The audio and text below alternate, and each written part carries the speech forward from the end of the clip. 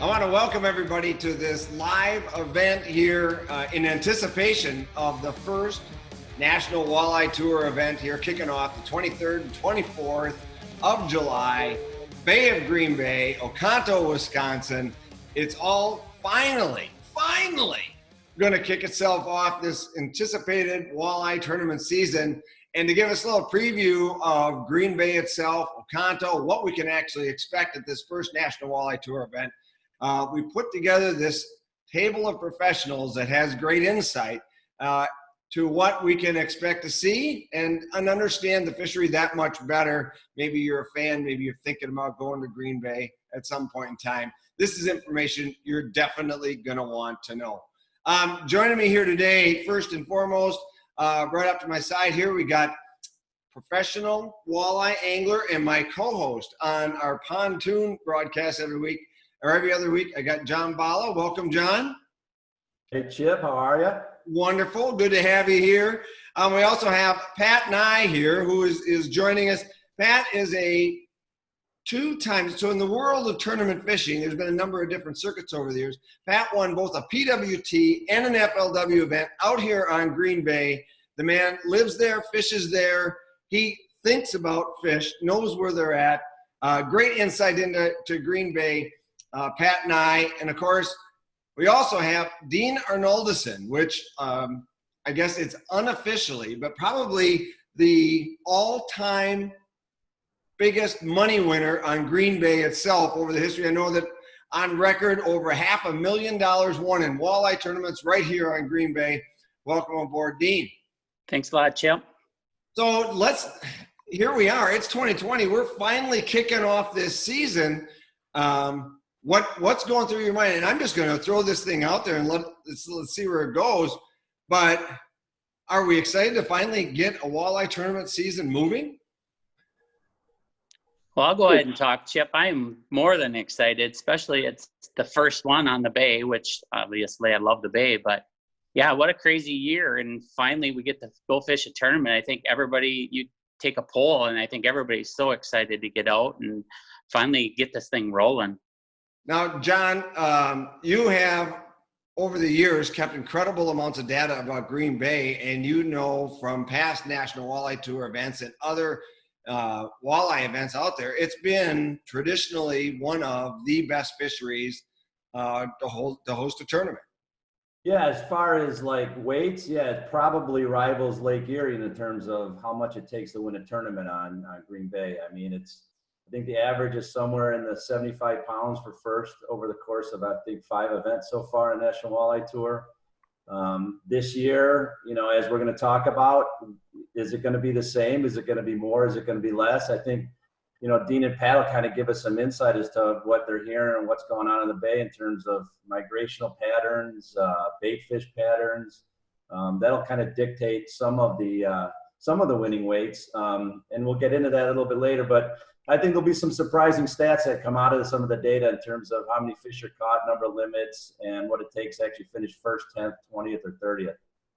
Now, Pat, in your historical time fishing out there and winning an FLW and a PWT out on Green Bay, you have really had a front seat to the evolution and the change in terms of techniques. Can give us a little bit about where Green Bay has been and where it's transitioning from in terms of bites and the way that anglers have attacked this body of water? Sure. The Bay itself and fishing in tournaments over all these years, it's been really amazing to see what we've learned about it and to see the Bay changing year to year. It's definitely changed, and it's going to have changed again this year with the high water, the cloudy water. But over the years, we've done very well pulling crawler harnesses on the reefs. We've done well pulling crawler harnesses on mud. There's a lot of different techniques we used. Initially, caught a lot of fish trolling crawler harnesses. And then the crankbaits kind of got into the mix. There were some introductions of some lures that caught some good fish. And then over all these years, we could be trolling by a spot,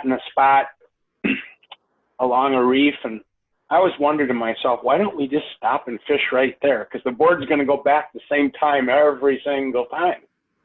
And it's transitioned to that. Thanks to some innovators. Danny Whitkey had a lot to do with it. So there's guys out there casting now to these fish, and those big fish set up on a specific spot based upon wind and current, bait fish, and there's a lot of techniques we can use to catch them. But it's gonna be interesting to see what plays out this year, because I believe it's gonna change again. I don't believe that you're necessarily gonna have to cast to specific fish this year to do well, with the water clarity the way that it is because of all the rain. It's gonna be a different year. So, Dean, what do you think? And I agree with Pat too, because we used to do all kinds of trolling, and it did go to casting, and I think this tournament, you're going to see probably a mix of both. We're right in that transition right now where the bait fish are starting to leave the bay. The migration is starting to happen. What I mean by that is a lot of the bigger fish will come from the southern bay and follow the bait fish out, kind of set up on spots up by the islands, and water temperature and current's going to play a big part of this tournament. Yep. The other thing that's really going to play a big part of it is going to be the wind. As Pat knows and John knows, this bay likes wind, and the fish turn on when there's wind. The problem with the wind is be careful what you ask for, because it kind of cuts your fishing time in half. We're in the middle of the bay now, so you can go either way. If you want to go up on that west shore or even further, and you want wind to get your bite to go, it's going to cut your fishing time in half. So it's going to take a little bit of skill, and and a lot of us are veterans to this, so we can kind of figure out what we need to do and how long it's going to take us to get there and how fast we can catch our fish. So it's going to be an interesting year, to say the most. When you talk about the fish migrating up and down the bay, how far do these fish typically migrate? I mean, how much area?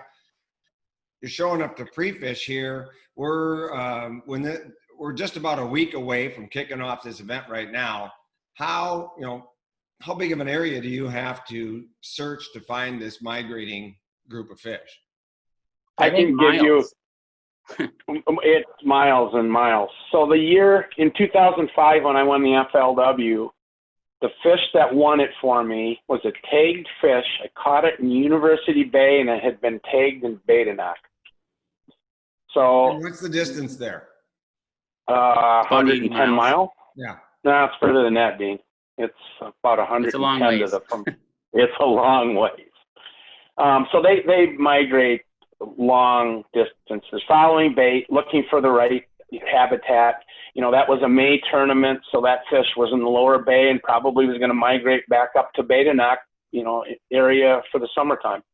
So when we when we had our Marinette event last year, and John Hoyer won that event there, if I recall, we were at like all-time high water levels when we were there experiencing that event. Where is it today? Where are we sitting in terms of water levels? And I think, Pat, you were the one that talked about water clarity. How does that play into the high water and migration in particular? How do the fish move more or less because of darker, clearer water? Well, I tend to believe that, first of all, the water's probably up 18 inches from last year. Oh my. It's at the highest level of all time. We actually have some major issues with boat landings that need to be addressed quickly, or we won't be landing boats. It's going to affect the fish where they set up. There's going to be subtle changes and some not so subtle changes. There are going to be some hit you in the face changes based upon the water depth and the water clarity. The water clarity right now in the bay is, I would say, diminished by a third from where it would normally be, if not more, depending upon where you are. If you're near one of those rivers that are dumping tannic acid water in big quantities, what that would be either the mouth of the Fox River, so we can't go all the way down there, but I'll tell you that that tannic water color is coming out into that Suamico area and north all the way to Oconto in a big way. So the watercolor for guys that haven't been here, it's going to be a little different look to it. It's going to be more tannic acid, brownish color, and that goes all the way. I mean, I fished Sister Bay earlier in the year for bass, and I just couldn't believe how cloudy the water was. So it's going to affect it. If I can interject here quick, just to kind of mirror the sentiments of Dean and Pat, I'm going to share with you right now let's see if I can do this. If I can share my other screen, boy, I don't know if I can, but the Oconto boat ramp. Yeah. I know I watched Dean launch his boat the other day, and I don't know if you can see this or not. This is yeah, right here. Can you see this? Wait, hang on. Can you see that? No, we can't. That is the Oconto boat ramp. You can't even. Oh my word. Yeah. That tells you how high the water is. And as you know, as the water heats up, the water expands. And it actually, historically, the Great Lakes always see their highest levels, especially Lake Michigan, in July and August when the water temperature is at its highest. So this gives you an idea. You can't even see the angle to launch your boat in. You know, you got to wear like hip boot or like knee boots. I think Dean just launched his boat there last week, and you know, there was a little bit of a, you know, thought it might be a little bit of a challenge, but that gives you an idea how high the water levels are. So And then it fluctuates so much, Chip, with the current There you go. and the wind. If you get a big, strong northeast blow for a couple of days, it'll fill the parking lot in Oconto completely up with water.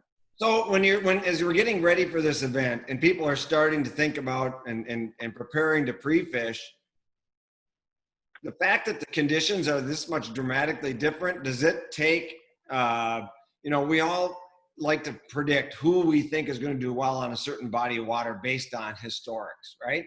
Does this open things up? Like, you know what, things are that much different that any, you know, instead of, you know, a third of the field having a shot to win, maybe half or 2/3 of the field have a shot to win, you know, or does, I mean, open it up in terms of, because you're going to get to this body of water, have an open mind, and find something that other people don't?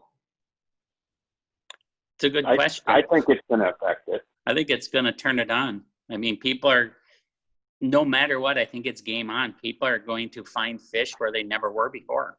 Because the rewards to Green Bay in our statistics, John, you got them. I mean, average weights, number of fish caught, all these things. I think it was, what were we at last year for just Marinette? Was it 75 pounds it took to win? Or isn't it? And it's normally in that type of range.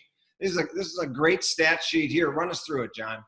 So this is basically the dates and years of all the National Walleye Tour events. There's been 5 tour events. I did not include the Bait and Ock event, where Keith Kavai's actually won cast in Shiver Minnows. I believe that was, what, July or August, Dean? I think it was, something like maybe August. Correct. This tells you the number of anglers, average 2-day limit. So that is how many anglers out of each of these, let's take 2013, for example. You got 131 anglers, only 6 of them caught a 2-day 10-fish limit. And first place was 75 pounds. And if you go all the way to the right column, you'll see the averages for all those events. The event that Dean won in 2017, the championships had smaller fields. There were 72 anglers. Only 15 of them caught a 2-day limit. But I think after the first day, there perhaps were 30 guys that had a limit on day 1, but only 15 ended up catching a 2-day limit. So this gives you an idea. 121 average anglers to each of the 5 events, but only 13 of them catch 10 fish. Now, some of that's a little bit skewed by you only get 6 fish, and Pat and Dean know how difficult those decisions are to make. If you want to win, you got to take some chances. You got to risk a few fish that you catch early in the morning. Is this 23-incher just not right for my bag? You throw it back, and you might need that one later just to fill out your bag, just to kind of give you that extra 3.5, 4 pounds. So there's some challenges there when you've only got 6 fish to choose from. But there's your averages for 1st, 10th, 20th, and 30th on the right-hand column there. First place averages about 74 pounds. 10th place, usually a check is probably going to be somewhere in that 20 to 30th place or 30th place. So 40 pounds has kind of been that average check. Now, my personal feelings, this is just my opinion. I don't know this year, the way things have been setting up. I've been out there the last couple of weekends. I haven't seen those kind of weights yet. And I'd like to hear, what Dean and Pat are thinking about those weights as well. But again, you might catch them one day out in the mud and think you're going to, win the tournament. And the next day you go back out there and they're gone. You can't find them again. So as I talked about earlier, the differences between do I troll, do I cast, is there going to be a combination of the two this year? Perhaps there might be, versus I'm only going to cast or I'm only going to troll. This might be the year with these fish transitioning warm water, 82-degree surface temperature in Oconto a couple of weeks ago, 78 degrees kind of overall up, all the way up towards Sturgeon Bay, 78-degree water, even up by Chambers was somewhere in the low to mid 70s. So now granted, that's surface temperature. Don't know, you guys can give your opinion on what that means for the overall, where are these fish moving? Are they following the bait? Is the bait gone because it's so warm? But this just gives you an idea, a general idea, just the numbers on what it usually takes to win an event out in Green Bay. So tell me about, let's talk about that. You shook your head when he's talking about water temperatures. Let's get up to speed on fisheries, fish care, because generally it's going to, is it traditional like warm water? I mean, these walleyes, they're going to drive what, deeper? They're going to go to the weeds. Where do they go when the water temperature gets really warm like this? Well, I mean, a couple things to go into his comment here. And you saw how stacked those numbers were. So when he talked about fish care, a person can knock themselves out of contention if they have 10 dead fish. And it's going to be really, really important to take care of these fish. If you lose 2.5 pounds a day, you could lose 15, 20 places. Correct, JB? Correct. So that's going to be critical. You're going to have to do the right thing for the fishery. Maybe fish a little closer. If you think you can gain a few pounds by running a long ways, you may not want to do that. Secondly, there's no doubt that the water temps are going to come into play. But one of the things I can tell you is we've had no wind, which is very, very rare for Green Bay. We're due to have some big winds. And when we have winds, it'll mix the water up. There's cold water underneath that warm water. Because we've had no wind, the water hasn't mixed, so we've got thermoclines there that will come into play. There's definitely going to be areas where there's a lot of fish based upon current and water temperature and bait. So you're just going to have to fish smart. You're going to have to look a lot. And as was mentioned, those fish can move, especially mudfish. Structure fish most likely won't. Mudfish will. I agree. Structure fish will move a lot with temperature. Couple of weeks ago, I was up on the West Shore, meaning Marinette, kind of towards Cedar River, and the water temperature was right around 75 degrees. And I went up there this weekend, and we probably didn't have a 10 to 15 mile an hour northwest wind, and the water temperature was 60 degrees. I never even marked the fish up there. So that is really going to play into your game plan as to really watching the wind to see what that temperature does. Where do those fish go? I have no idea. I mean, obviously they're not there. So temperature is going to play a big thing. Those mudfish, and they're heavy. We did catch some nice mudfish.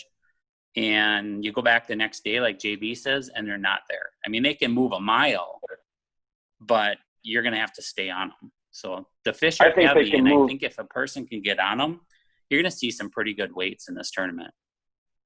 So tell me about, the use of electronics in this situation. You're talking about the fish moving, and with that, a person's utilization of the most available electronics is going to come into key. How fast can you structure fish are a little bit different ballgame, but open water, you're talking about some of these open water fish, mudfish or whatever.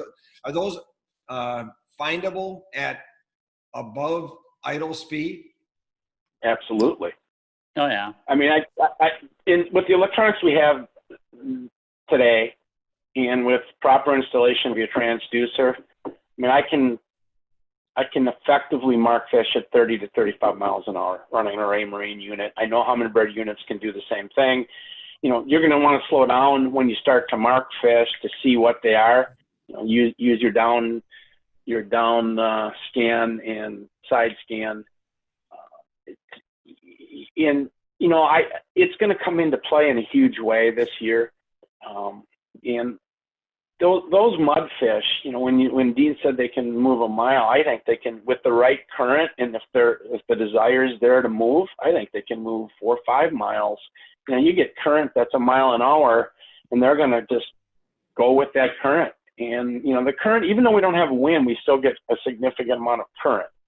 Just because we don't have wind on that arm of the bay doesn't mean that it's not blowing somewhere and that moves water in or out. They're on MLF this week, they're describing it like a bathtub, and that's pretty much what it is. Water goes to one side and it's got to come back. It's not, and there, believe it or not, there are tides. The moon affects it. The full moon's gone now, so the water movement isn't as great. But, those fish are going to want to be moving, and the bait definitely is moving. And so they're going to follow the food. Pat's talking about Major League Fishing, which is having a live event on Green Bay, basically as we speak right now. And I know coming up this weekend, there's an AIM event going on the Bay of Green Bay. How much can you learn from pre-event walleye tournaments, just looking at results, and how much can you learn anything from a bass event taking place on the same fishery? That's interesting, because everybody asks me if I watch it, and I'm like, absolutely, I'm watching it, because I like to watch those guys catch walleyes in spots that I'd never fish. And kind of crazy that they are catching them in shallow water, and the temperature of the water is 75 degrees. So not all the walleyes are out in the deep water when the water temperature hits high. So yeah, it's kind of interesting to watch that. Right. I'm fishing the AIM event this weekend, so that's good and bad. Number one, it's good because I'm going to be on the water a lot more than some of the other guys. I'll start pre-fishing tomorrow afternoon, and I'll be on the water pretty much every day until the NWT event starts a week from Thursday. But the bad part is I have to show my hand if I'm going to do well in the AIM tournaments. There's 2 of them, 2 one-day tournaments. But a lot can be learned. I mean, I'm going to know, based upon how that plays out, what I should keep, what I shouldn't, and just make a decision, on strategy, what I'm going to try to do. And I'm fishing only the one NWT event this year, so I have no reason to not swing for the fence. The only thing I'm going to do is try to win this thing. I can add this, guys. I know, AIM has a catch, record, release. So Chip, to kind of answer your question, what can you learn from the AIM results? Well, it's going to be you can't really take a lot from it, because you're able to catch, record, release all the fish that you're catching. Essentially upgrade. You're going to take your best 5. You can't do that in a keep 6, weigh 5 tournament. You have to choose which ones you're going to keep. So you just keep catching and catching and catching. You take your best 5 and say, these are my best 5, but that's just not how it works unless they come in perfect order in a keep tournament. So, you might see the winning weights.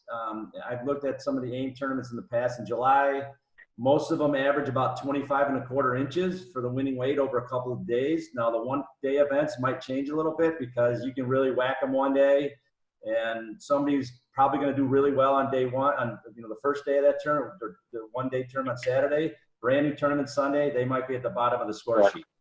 So when Pat says swing for the fences, that's kind of what he means. It's like, you're going after that one-day win, but in the course of a National Walleye Tour event, you've got to keep some of that in mind, that this needs to last 2 days. Otherwise, I'm not going to have a shot. So, I've seen historically these July tournaments, Masters Walleye Circuit team events, 46 pounds won it in July.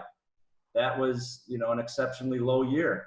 But then we've seen them, up in the 80 pounds like Hoyer did last year. But that wasn't in July. It was late May.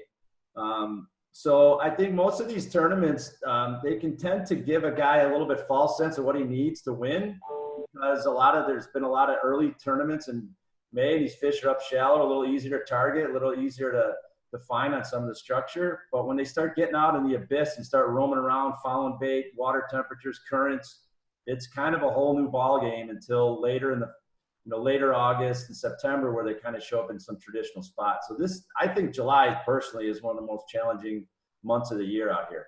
They're available, but I think they're harder to pattern. All right, we got a week to go before the tournament, so let's just wrap this up here just a little bit. And can we give any kind of prediction of what we think? I know that if we ask this question in the middle of the winter, what our weight predictions might be, but you know what? It's starting to become a little bit more in focus. So what do we think we're going to see for a winning weight in Oconto? Who wants to go first? I'm going to say 65 pounds. Dean's going with 65 pounds. Pat? I think it'll be 75 pounds. Yeah, Dean took the words right out of my mouth. I have 65 pounds. All right, it's going to be an interesting event. What I really am encouraged, I love tournament fishing anyway, right? But I get more excited when I think that the doors open for anybody to get a shot at this. And with the ever-changing conditions, high water, difference in clarity, you're talking about adding current into the mix, maybe more so than it's ever been before, different possibilities of different techniques. I think we're really looking forward to a really interesting kickoff to the 2020 COVID-filled National Walleye Tour season. And why wouldn't we expect things to be completely different in walleye tournament fishing than they are in everything else? So if you're watching us here, I want to remind you that we will have live updates on the National Walleye Tour, both on multiple Facebook pages, on my own Chip Leer's Wildside Facebook page, and social media sites, as well as the National Walleye Tour.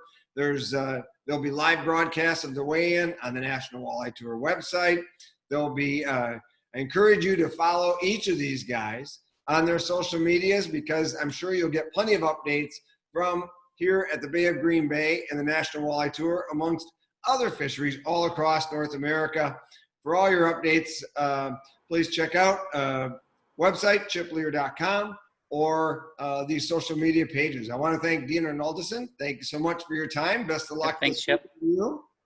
Pat and I, you know what? If you're only going to fish one tournament this year, you might as well go in big, make yourself seen, walk away with the biggest trophy, drop the mic, and go home. It's my plan, Chip, but we'll have to see how well the execution goes. John Balla, thank you so much for your time. I look forward to seeing you again on our next edition of the Pontoon. Until then, thanks again, everybody. Have a great day.